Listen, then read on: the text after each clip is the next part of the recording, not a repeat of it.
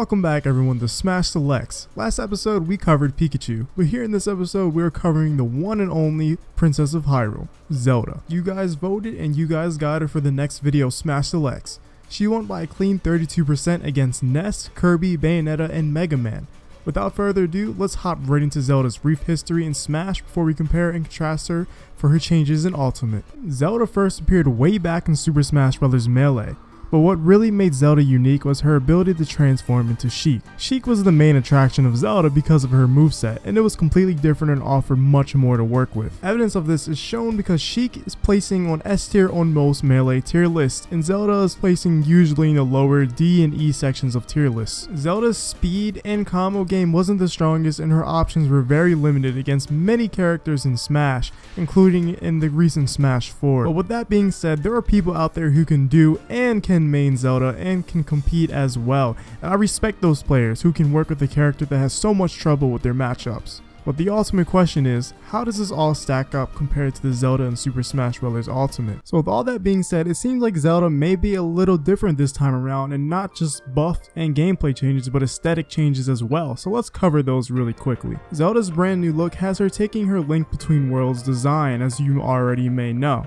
She has 8 different costumes in total, with the first 4 alternate costumes representing just different colors of the basic costume, and the other 3 changing a bit more than just her dress color. And to me personally, it seems to fit way more than the previous games. Aesthetics aside, I'll be covering each area of Zelda, and what's been nerfed and what's been buffed in each area. Also, shout out to Smash Wiki for having most of this information compiled. I'll be highlighting the buffs and nerfs and further explaining them. So let's start off with Zelda's attributes. Like all characters, Zelda's jump squat animation now takes 3 frames to complete, similar to all the characters across the board. Zelda's jumps and dashing speeds are much higher and faster. This will allow Zelda to have much better movement in the game and allow her to have more approaching techniques and spacing speed. Now let's move on to her ground attack buffs. Neutral attack now has a rapid jab and a finisher. This is just a nice thing for Zelda to have overall. Neutral attack has less startup lag. Previously the slowest jab in the game, its speed is now on par with many other characters' neutral attacks. And Zelda's jab having less startup will make it much easier to combo into, and she also may no longer have issues with neutral attack approaches like she used to. Neutral attack's final hit deals much more knockback and is now capable of KOing at a reasonable percent. This is another great addition to Zelda's jab. The fact that it can KO at a high percent makes it a reliable kill option for Zelda at high percents, and it just buffs her game overall. And finally, dash attack deals more damage and knockback.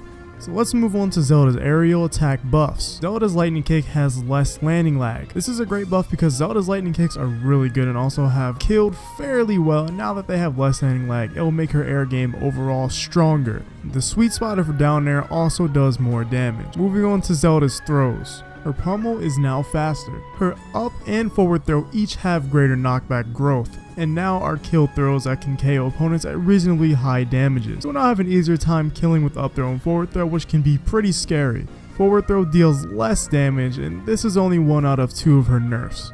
And for the final section of her changes, we have her special moves. Zelda can now move in the air while using Nehru's Love, and it no longer halts her vertical momentum when used. This can be very helpful for an approach tool against projectile users and making it back to the ledge easier. Din's Fire no longer leaves Zelda helpless when used in mid-air. The Sour Spot hitbox on the outer reaches of the move's explosion appears to have been removed, bringing it back to how it behaved in Brawl. Control of the fireball's trajectory is improved, allowing the fireball movement in tighter arcs. Basically, it's a good move again. Feora's Wind has less startup lag and end lag, and travels faster after disappearing. It preserves more momentum when used right after a jump. She can also drift in the air much sooner after reappearing. Because of this, her up B is much more refined, and it was always a decent kill option.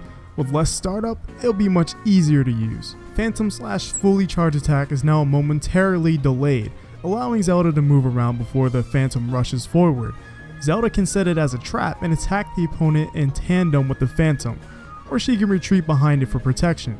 This also discourages the opponent from reflecting the Phantom, since now she has enough time to respond with Nehru's Love. And those are all Zelda's changes that we know of so far. Anything here is subject to change because the game is still in development and is slated for release on December 7th, so anything could change. So in conclusion, I think Zelda has changed quite a bit, and the buffs will most likely give Zelda a fighting chance in the meta of Smash Ultimate, depending on how the game's meta turns out of course. But I can't really place Zelda on where I think she'll end up on the tier lists, but I can definitely say I do not think she'll end up bottom tier like she was for quite some time in most Smash games. She just seems overall more decent and more viable. Ultimate seems to be making a lot of the more lower tier characters more viable for competitive play, or overall just ease of use and more fun to use. But that about wraps up this video. If you enjoyed this video, let me know what you think of Zelda with all her current changes in the comments below, and make sure to like and subscribe if you want to see more Smash Selects. And before we sign off, be sure to check out the community tab to actively vote on who you want to see next for the Smash Selects videos. See you guys in the next one.